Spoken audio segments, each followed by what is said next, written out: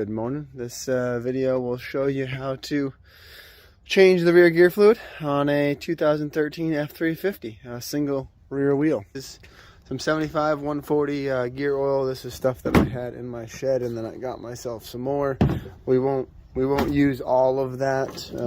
I think I forget the exact quantity, but we'll show you how to check it and whatnot. And this is the rear gear gasket, a Felpro RDS 55394. This one I was able to get on Amazon. You're gonna need a 1/2 inch socket. We'll get everything torqued to spec once we go to put it back on. The first thing I always do when I gonna drain and fill something like this, I make sure I can get the fill plug out, because if you can't refill it, you are kind of stuck in no man's land. So I always make sure all fill plugs break loose. There's the back of the truck right there, coming under the rear axle right now. And that is your fill plug. That's just a 3/8 drive ratchet. It's not a socket, so you just stick that in there and you're gonna start loosening it. I did get my fill plug loose, so I know that'll drain. And now I'm going to start loosening all of these bolts on the actual rear gear housing. You're going to want to keep your top 2 bolts in for last. Kind of leave the cover hanging there as stuff begins to drip. And again, so if you notice, I'm not having to kill these. They aren't a crazy high torque spec. I got to get it. I've done this once on this truck, so 25,000 miles ago. But yeah, so once they're all broken loose, I think we'll get them. We'll start at the bottom and start letting stuff drain out.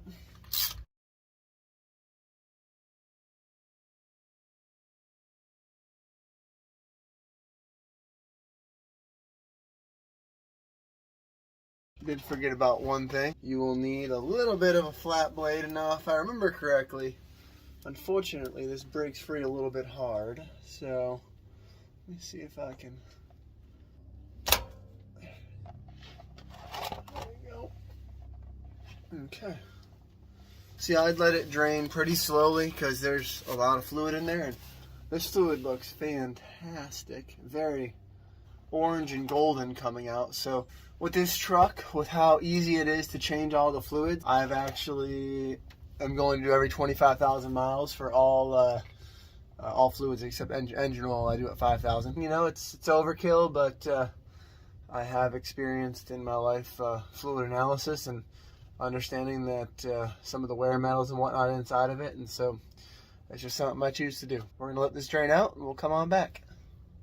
One thing about these trucks, I think from the factory they came with like RTV sealing it, but I showed you a gasket earlier. This is also the gasket I put on 25,000 miles ago. It just, to me, for like $8, it makes it a hell of a lot easier to do this whole process. You're not scraping shit off of it and whatnot, and off of that surface to get it to seal again and whatnot. So I use it. I think it's fantastic. Now I'm going to let it drip a little bit more, as you can see in my rear gear. And you can take a common sense look in there and just see if anything looks overly worn. I mean, it's, look, I'm not a rear end guy by any means, but I could look at the face of a gear and see if it looks really crappy. And if your fluid's really gray, that's also an indication that there's a lot of wear in there. This fluid was very, very golden, which, quite frankly, I probably changed it too soon, but it's all right with me. We're going to now just let it drain for a bit and then clean off the surface and then put the cover back on. It won't really stop dripping, especially because I'm on a slanted driveway downwards, so I'm going to have to deal with it, and it's going to get on the gasket. I'll do it as quickly as I can. It's going to be quite a little juggling act here. I lay my gasket on here.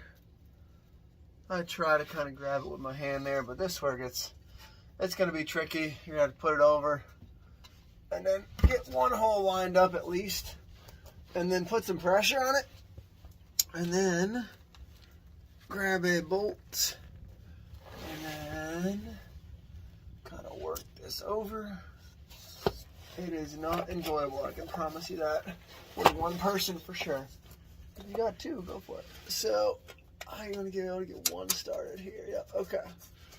There we go. So once you have one started, I wouldn't let go just yet. I'd try to get a second one started to gain some balance here so it doesn't go anywhere. But again, it's kind of hard to see all these on the other side here. So I'm just trying to find one that's lined up, which, there we go. Maybe that'll be a little better. There we go. Alrighty. So I did put a little bit of anti-seize on all the bolts. I don't know if that's necessary or not. If you should, you shouldn't. I mean, I've never had a problem getting rear diff bolts off, but I figured, why not? And if it somehow lets them back out, well, maybe I'll regret that. But otherwise, we're going to get all these started. And we're just going to get them not more than hand tight. We'll get them with a ratchet, but then we're going to torque them to spec. All these are tightened kind of tight. We're going to torque them to 30 foot-pounds. That's what the handy-dandy internet told me to do them to. But that seems like a plausible value. Now, I've already done these kind of in a star pattern tightness, you know, and it was with a ratchet, but pretty even. So now I'm just going around the whole perimeter. Look, I don't know if there's a certain pattern, but something tells me this will be just fine when it comes to a rear differential with a pretty solid gasket and all these bolts.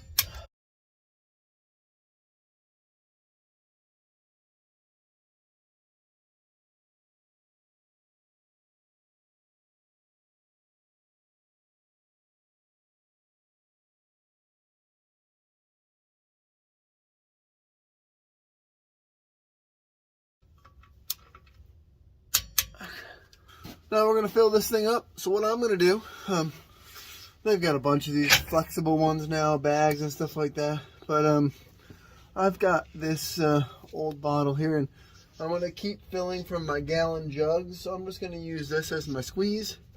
As soon as it starts to come out, we'll know she's full. I'm sure it's supposed to be like a 1/4 inch below the plug level, which maybe it is, maybe it isn't. I don't know. So far, the rear diff has not blown up, so I'm going to stick with the method of just wait until she comes on out.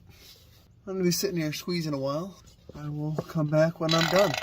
I appear to be full, so it took, you know, a lot of time and squeezing and effort and stuff like that. And a couple of notes I wanted to make for you.